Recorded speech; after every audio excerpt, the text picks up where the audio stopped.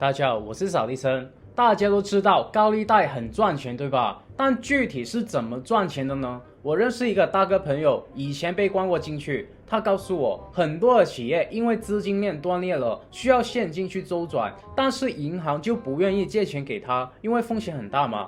那他就收买了银行里面的人，让他们把这些等着用钱但借不到钱的老板转介绍给他，然后他就会以很高的利息借钱给这些老板。而你知道吗？他借出去的钱其实都是跟银行借的，他把自己的房子抵押给了银行，掏出来一笔钱，每个月要还给银行3%的利息，而他把这笔钱借出去给缺钱的老板，每个月收回来的利息呢就是15%，然后他只要一赚到钱，他都会去买房，买完房等房价涨了，他又会抵押给银行，接着再放高利贷。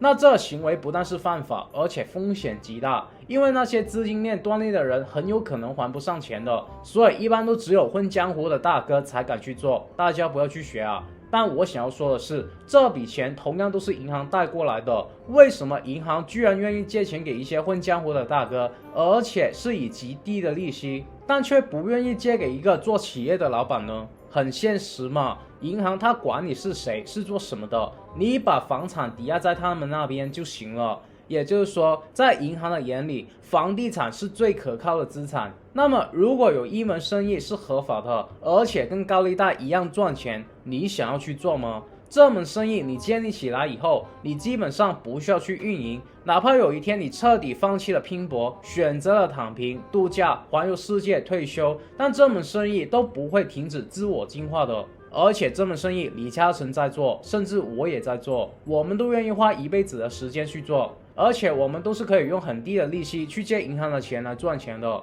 聪明的人都应该想到了，就是当包租公。每个老百姓在饭桌上面都可以讨论个半天房地产了，所有的人都可以是房地产的专家，所以你必须要认清谁是你真正的伙伴。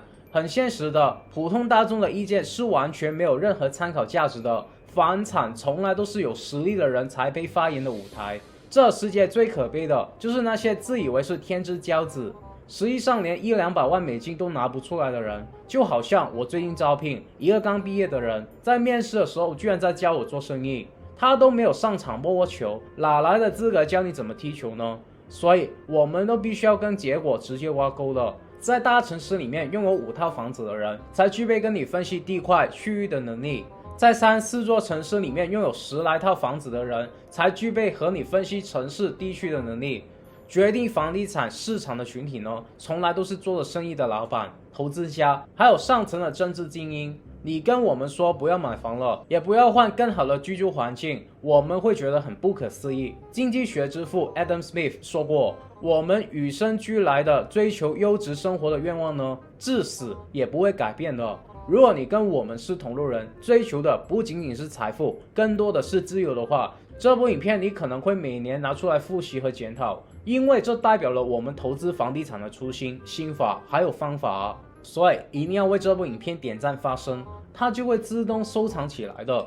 当你的财富提升到一定的层次的时候，就可以看看曾经的自己。而这频道是专门培养老板、投资家、有钱人的。如果不想错过真正让你获得结果的资讯，你可以跟其他50多万的兄弟姐妹一样，免费的订阅我的频道，然后开启小铃铛。首先，为什么当美联储不断印钱的时候，你要选择去存钱呢？未雨绸缪，击鼓防饥嘛。对，财富是需要保护的。但如果财富是以现金的形态存在的时候呢，你什么都不用做，美联储打开印钞机，你的子孙就会直接从富二代变成穷二代。很残酷，但很现实。阶级是怎么区分的？对于大部分的人来说呢，人生最大的支出就是交房租或者是交房贷。假设10年前我选择了买房，然后为房而奋斗，然后每个月就要去还月供，当时的月供对于当时我的收入呢，肯定是非常非常吃力的。所以我努力的去打拼，是为了能够去供房。而你没有买房，选择了租房，你努力的去工作，只是为了去赚取更多的钱。看似我是房奴，你是活得潇洒的人。很多人都会去争议未来的房价是涨是跌，但很少人会去争议以后的房租是涨是跌，对吧？因为大部分的人都认同房租只会随着通胀而越涨越高。但是很多人都不知道，月供是越还越少的。你一开始还的利息比较多，但是慢慢你还的钱里面就会变成本金比较多，利息比较少。而月供里面很大一部分都是本金。当你卖房子的时候呢，这些本金都是可以取回来的。所以10年以后你会发现，对于你来说，租房依然还是纯消费，就是你这钱是花了就是花了，拿不回来的。但是这租金呢，却会随着这个区域的越来越成熟而不断的上涨。如果你的薪水跟不上这涨幅的话，直到有一天这租金大于你的收入，你就只能被迫去搬到下一个不方便的地方，然后那个不方便的地方方便起来了以后呢，你又要搬到更不方便的地方，在搬家和通勤的路上不断轮回。那么你可能会为了你家的儿子上学的问题呢，又或者是因为你年纪大了，不想要再不停的奔波，所以你看中了我当初买的房子。那房子我当初是几十万美金买的，现在卖给你几百万美金，其实我就相当于转移了你过去10年，甚至可能是你全家过去以及未来几十年的一个财富，因为你可能是全家筹钱去买的。这个就是冰冷的财富转移，你发现了吗？你一开始无债一身轻，而我自己背了30年的房贷，但这30年的房贷我可能只还了10年，甚至市况好的时候呢，5年3年我就把这房卖了，我根本不需要还30年的钱。我问你，房价从50万美金10年的时间涨到100万美金好了，这种情况常不常见呢？你看见的可能是每年才10%的回报，但是这50万的房子，我可能只付了10万的首付，然后我还的利息呢，可能也就10万。那么这10年我总共的花费就是20万。但是现在的房子价值是100万美金，那我赚了多少？5倍啊，对吧？最重要的是，我还不会把房子卖了，因为100万美金的房子，我再拿它抵押给银行，还可以套出来30-40万的现金，那这些钱我又可以拿去多买一套房子。所以我10年前买的这套房呢，就是会生蛋的鸡。详细的你可以去看我之前的影片。我想说的是，前期你选择去租房的话，你可以租蛋黄区的房子来住，而我选择在蛋黄区买了房，但我把房子租给了你，自己呢就住偏远一点的蛋白区或者是蛋壳区，那边的租金比较便宜嘛。对的，前期你过得比我爽，但我的房子是越换越高级，不断的去卖次换新，卖次换好，而你住的地方就是越搬越远，你所有的花费都不会为你带来任何的资产，而我可能已经有几套房子了，这样对比下来，经济差的周期呢，房价就算跌了，我最多也就赚少一点，而你呢，还是一无所有。甚至经济差，大家都失业的情况下，我还有几套房子随便挑来住，而你呢，连住的地方都没有了。所以我们玩的是什么游戏啊？很多人说，就算我把房子租出去，但是房租的收入还抵不上每个月我还的月供啊。比如说每个月要还给银行3000美金，房租只能收回来2000美金。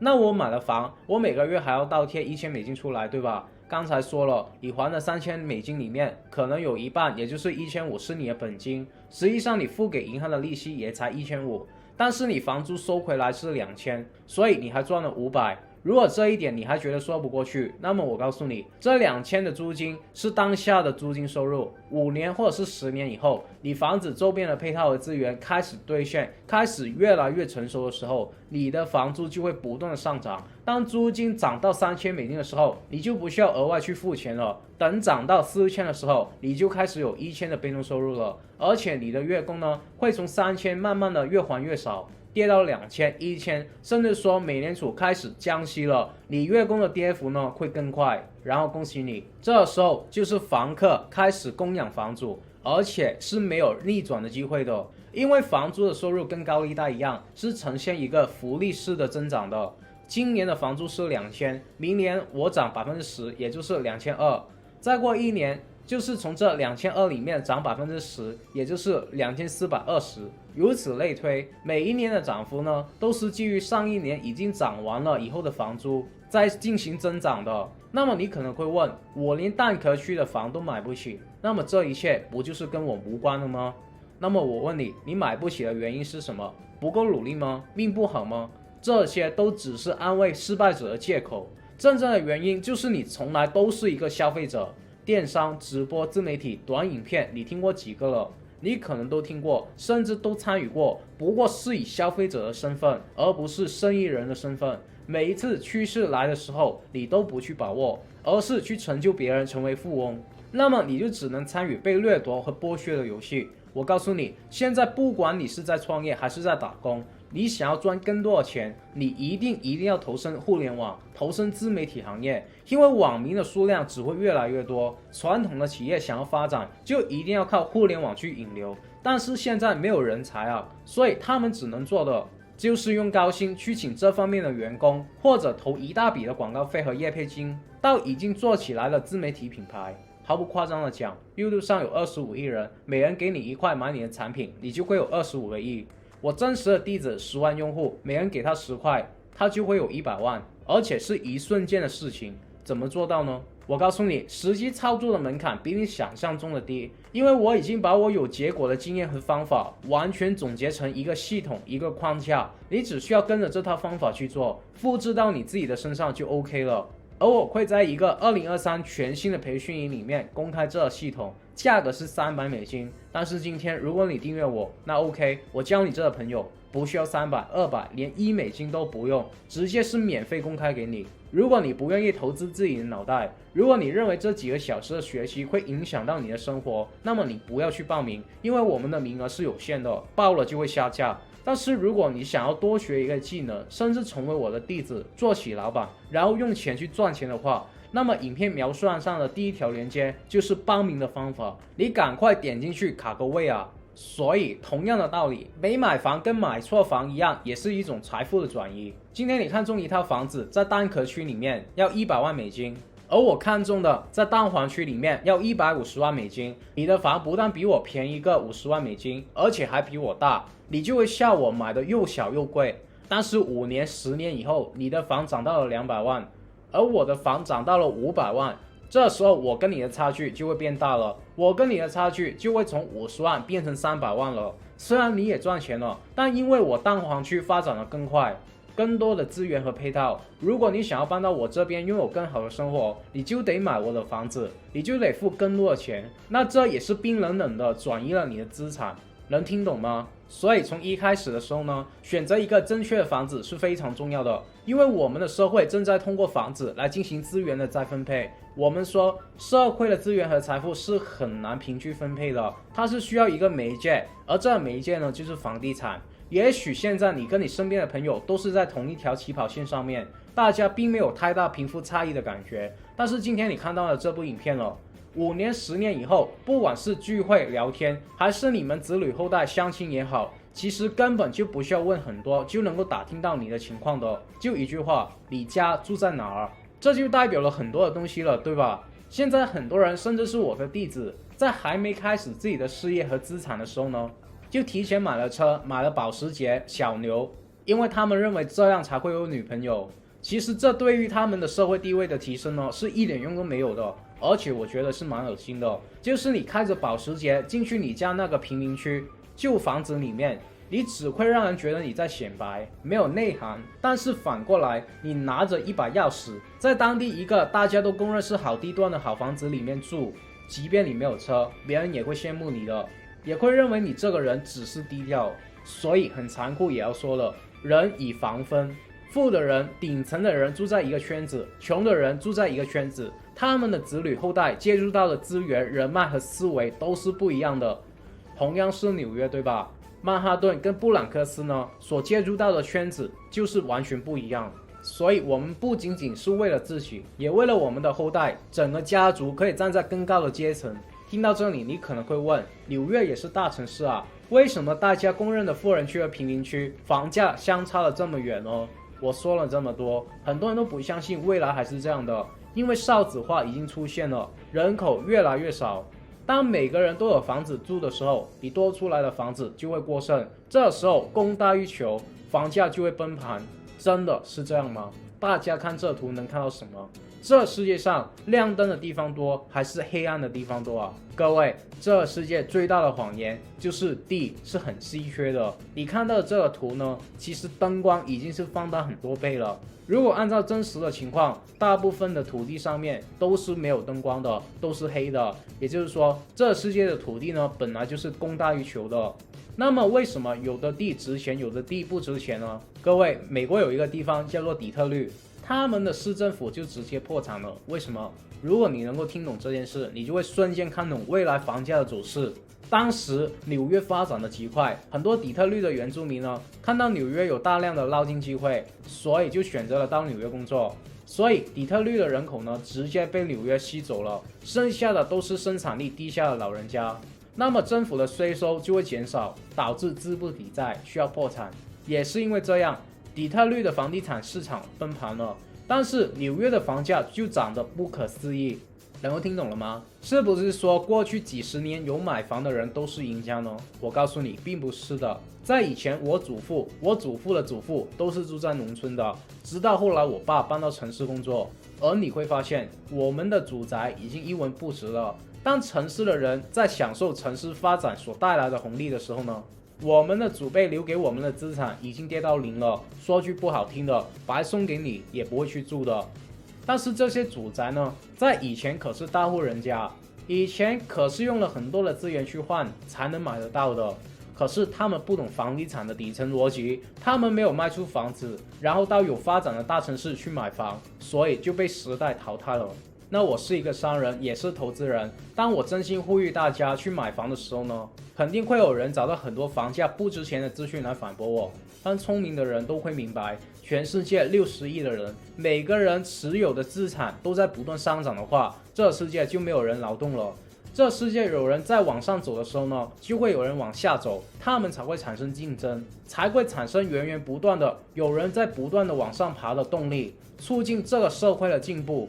如果所有人都躺平就可以赚钱的话，那这个世界就完了。所以少子化会有什么样的影响呢？各位，大家都会用日本的房价来参空房市，但为什么他们不会去提东京的房价呢？一个国家地区发展到最后，就会像底特律和日本一样，人口都会流进去大城市蛋黄区里面，而蛋壳区甚至说是蛋白区的房价就会没有支撑的下跌了。什么是蛋黄区呢？就是社会资源集中的地区，围绕着权力、名誉、金钱的地区。这些城市所提供给你的不仅仅是一份更好的事业契机和更便利的生活设施，藏在繁华都市灯光之下的更是你所能奢望的一切。人脉、资源、资金、平台、门路就不说了，就说一下，香港人的寿命是全世界最长的。那你会不会想要拥有香港的医疗资源呢？香港的学历一般都是国际上比较认可的。那你会不会想让你的小孩读香港大学呢？记着，买房是一种投资，而不是消费的行为。你所拥有的是一座城市的股份。真正的投资人看的是计划，房价跌了我怎么办？房价涨了我怎么办？我应该如何把房子用来赚钱？我们思考的绝对不是房子的使用空间值不值得这个房价，而是说今天我买了房，我就拥有了这座城市的一部分的面积，我就拥有了这座城市的股份。那么它的市值应该是多少？这个城市还能有多少的发展空间呢？它的产业能够吸引到多少人进来呢？目前市场上的价格相比别的同级别的城市是高还是低呢？未来入驻这个城市并且愿意接我盘的人，他们是富贵还是贫穷呢？很多人说有些地方的蛋黄区的人口正在流出，比如说是台北。对的，数字上是流出，但流出的人是因为什么？是因为他们买不起台北的房子啊，所以才会到其他蛋白区的地方居住。但如果他们买得起，他们还会走吗？那这些人本来就不会买房，那他们转移到其他的地方会影响到房价吗？又比如说香港，之前有一波移民潮，人口流失了不少啊，但是你会发现当地的政府正在鼓励内地的人才移居到香港，给了很多福利，而且是年薪上百万人民币的那些人。那么这些人为什么会愿意到香港？他们看中的当然是香港的制度和资源啊。所以我会问，这些人是有钱还是没有钱？他们会不会买房？买的地段是在什么地方？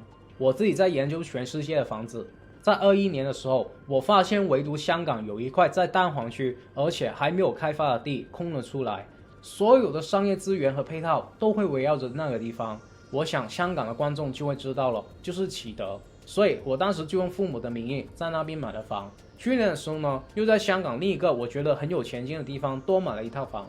但我目前人不在香港工作啊，到时候我过去了，我再开箱给大家看一下我投资的房子，顺便详细的讲一下我投资的思路。而我现在都在研究日本的房子，大家对哪一个话题有兴趣了，留言表示一下，我看反应度决定要不要花时间去拍啊。所以当你一无所有的时候呢，你应该学的不是投资，而是怎么跳出当员工替老板赚钱，不是为自己赚钱的死循环里面。互联网彻底改变了我们的生活方式和消费的方式。未来如果你不懂得在手机上赚钱，你将会成为新世界的文盲。你有没有突然发现，越来越多的人也许表面上还在上班，但是私底下他已经是自己的老板了。越来越多的人通过 YouTube 1年的时间实现了别人一个公司1年的营业额，完成了别人一辈子的财富积累。为什么有无数的素人可以在之前通过卖 NFT 发财？为什么一些明星在娱乐圈里面默默耕耘，到头来他们在互联网赚到的钱比他们以前赚的钱多几百倍？比如说刘畊宏、陈亦儒，为什么都做自媒体呢？为什么无数几岁小孩只是把打游戏玩玩具的过程拍成影片就可以年赚过亿美金呢？过去如果你是卖唇膏的话，你能赚到多少钱？但有个人叫做李佳琦，在网上卖，直接一天卖了100个亿。互联网对大家来说是很公平的，打开手机就是创业的机会，所以不必要去抱怨生不逢时，人生不得志，没有伯乐，不要想的那么难。别说是因为别人幸运的话，你想过为什么你就这么不幸呢？是因为人家做了自媒体的趋势，而你还在原地踏步。你不是不相信这个能赚到钱，因为已经有无数的人赚到钱了。归根到底，你只是不相信自己能够赚到这个钱，因为你觉得自己不懂创业、营销、吸粉什么的，又没有任何的粉丝、任何的兴趣、技能，长得又不帅不美，甚至没有钱，更没有任何的想法，所以你就否定了自己。但是我告诉你，所有的一切都只是熟能生巧罢了。你害怕自媒体创业会失败，难道你认为你做实体生意就会成功吗？自媒体不需要你有钱有人脉，更不需要你去招员工租店，基本上你最大的成本就是你的电脑还有你的时间。但只要你跟我其他的例子一样，在前期努力打造一个自动赚钱的机器，我们后面都是越懒惰越赚钱的。所以如果你希望有一个真正有结果的互联网老板带着你，有一个创业的系统和方法让你科学化的去复制，你不需要有任何营销、创业、变现、产品的经验，也不需要懂得 SEO 剪辑设计、写文案背后复杂的原理，你只需要听话照着去死磕，你都可以跟我其他的弟子一样，去建立一个让客户追着你跑的自动化赚钱品牌。我会把我创业所有的心法，还有一些方法，包括是怎么引流、SEO， 把流量变成钱等等，完全在商学院里面告诉你，永久的带着你去创业。而在提升你创业素质方面，你现在加入的话，我还会私人送赠财富自由品书会永久的会籍，你可以不需要再看书了，你直接就听我们团队为你拆解100本书的精华思维，去听我不定期更新的低华术和销售的财富自由课程。另外，近朱者赤，近墨者黑，我们有一个几千人的同学精英群组，大家都会在里面分享各行各业赚钱的第一手资讯，他们有可能成为你的合伙人，甚至是灵魂伴侣。那么好消息是，现在加入还会有前期非常大的优惠，而坏消息是，这优惠马上被我们团队取消了，因为我们只会随着内容的更新而不断的涨价。所以什么都不说了，有兴趣成为我弟子的，一定要赶快在影片描述上的链接加入啊！记着，一定要学会逆周期的去买房，不要追涨杀跌。买房要学会逆周期的操作，低潮的时候去买房，高潮的时候去卖房。买涨不买跌呢，是所有韭菜的通病。能够学会逆周期买房的人少之又少。那些在房价上涨的时候叫人买房的，在房价下跌的时候叫人家卖房的，真的会害你破产的。只有中介才会跟你分析房价是涨是跌，因为他们要赚的是你的钱嘛。